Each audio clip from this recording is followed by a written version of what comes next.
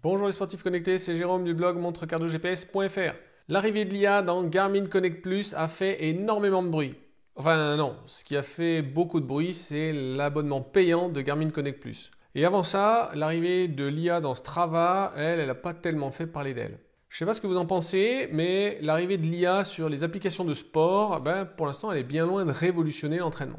Et voilà que je tombe sur une étude scientifique qui a fait le lien entre la pratique du sport le soir et la qualité du sommeil qui s'ensuit.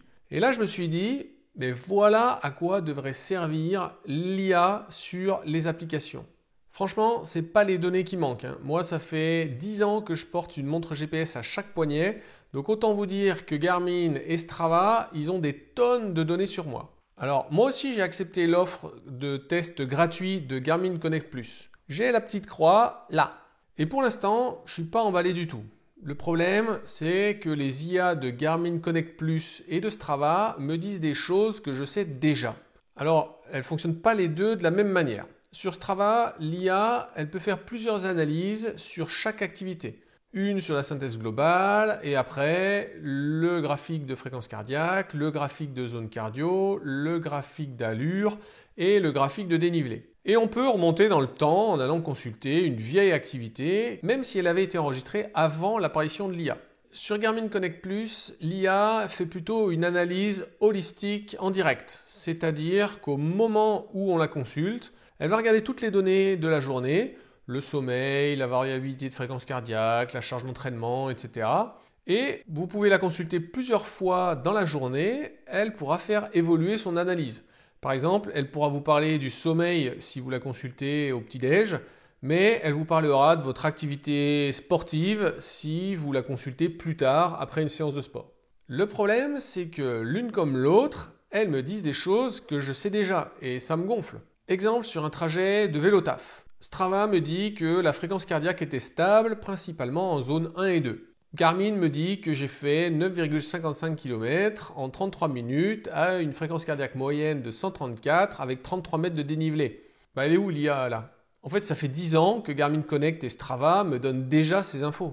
Il n'y a rien de sorcier là-dedans. Si j'utilise sur ma montre un profil VTT au lieu du profil trajet quotidien que j'ai sur ma Garmin, alors Strava me dit que j'ai fait une sortie VTT tranquille.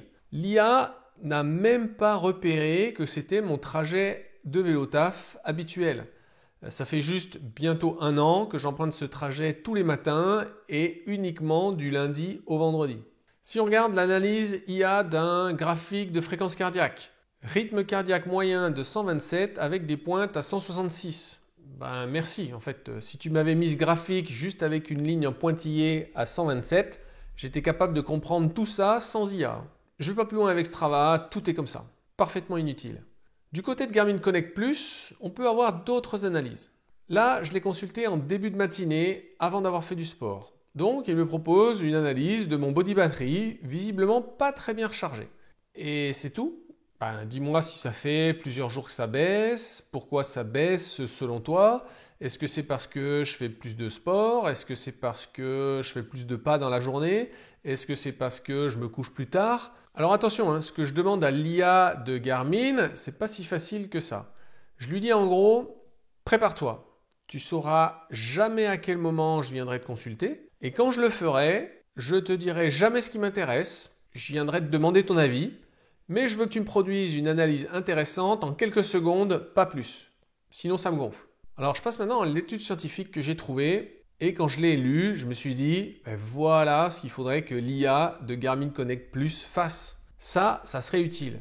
C'est une étude scientifique publiée dans Nature qui dit qu'il ne faut pas faire de sport à haute intensité à moins de 4 heures avant d'aller se coucher. Ça impacte le sommeil et la récupération. On met plus de temps à s'endormir, la durée du sommeil est réduite, moins 22 minutes en moyenne, la fréquence cardiaque au repos est plus haute et la VFC est plus basse, moins 14% en moyenne. Donc, sommeil moins long et moins bonne récupération. Et ce qui est intéressant, c'est que pour cette étude, ils n'ont pas cherché des patients volontaires pour les tester. En fait, cette étude elle est basée sur une énorme quantité de données de Whoop. Vous savez, les brassards qui mesurent plein de métriques mais qui n'ont pas d'écran. 14 689 participants avec une moyenne de 122 activités sportives chacun. Je précise juste que quand il parle d'intensité, il parle en fait de charge d'entraînement. Donc ça peut être une courte séance dans une haute zone cardio ou alors une très longue séance même si elle est à faible zone cardio. C'est comme ça qu'ils ont catégorisé les séances faciles et les séances difficiles, disons. Donc, avant de parler de l'IA, première conclusion pour les aficionados de la salle à 21h ou du run de nuit. Vous pensez peut-être que c'est bon d'aller faire du sport après le boulot pour évacuer, mais votre corps, lui, il n'est pas d'accord avec vous. Vous pouvez aller faire une séance tranquille pour évacuer le stress, mais si vous voulez faire une séance productive, alors cette étude dit qu'il vaut mieux la faire le matin ou en journée. En tout cas, assez loin de votre heure d'endormissement. Mais revenons au sujet de la vidéo, les IA et les applications. En fait, c'est ça que j'attends de l'IA de Garmin Connect Plus. Depuis 10 ans, Garmin a une quantité incroyable de données sur mon style de vie, ma pratique sportive et mes performances. Ces données, elles sont accessibles, je peux faire les analyses moi-même pour essayer d'optimiser mon entraînement. Pour le sommeil, par exemple, à MassFit, ils ont un truc sympa où dans l'appli, on peut mettre des tags sur ce qui pourrait influencer notre sommeil. Il y a un petit icône pour dire que j'ai bu du café le soir, il y a un petit icône pour dire que j'ai regardé la télé le soir, il y a un petit icône pour dire que j'ai bu de l'alcool le soir.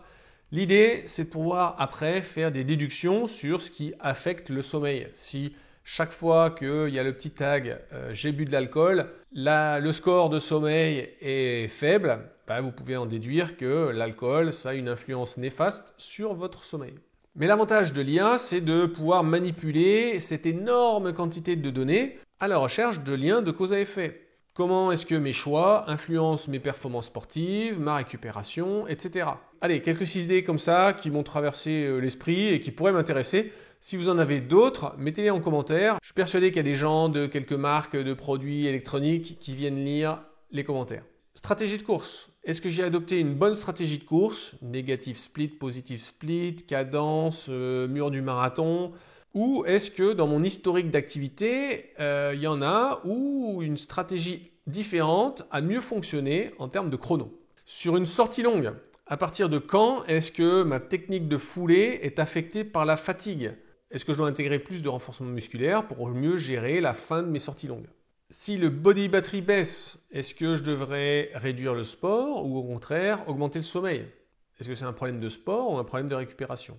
Vu qu'on peut rentrer le matériel qu'on utilise dans Garmin Connect, l'IA, elle pourrait comparer le rendement d'une paire de chaussures par rapport à une autre. Regarder l'impact sur l'oscillation verticale, la cadence, etc.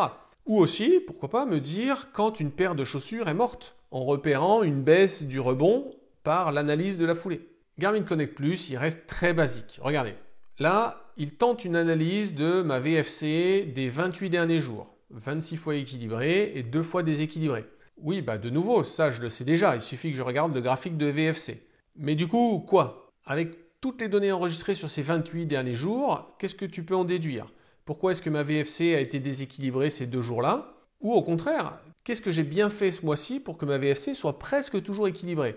Est-ce que c'est parce que je me suis couché de manière plus régulière, tous les soirs à la même heure? Est-ce que c'est parce que j'ai fait plus de sorties longues et moins de fractionnés? Autre exemple, mon niveau de stress ces 3 derniers jours était supérieur à la normale. Et du coup, est-ce que c'est parce que j'ai fait moins de sport que d'habitude et peut-être que j'ai moins évacué le stress? Est-ce que mon niveau de stress est plus faible quand je fais du sport le matin ou au contraire plus élevé quand je fais du sport le soir? Enfin bon, vous voyez.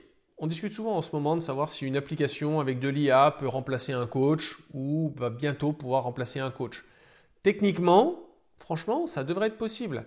Elles ont plein de données, elles sont capables de proposer des entraînements, de les analyser, de voir ce qui fonctionne, ce qui s'améliore. Et donc techniquement, un cycliste ou un coureur, il deviendrait presque une machine en suivant les conseils de l'IA.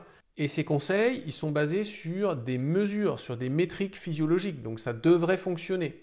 Mais bon, vous l'avez compris, on n'y est pas encore et c'est pas pour tout de suite.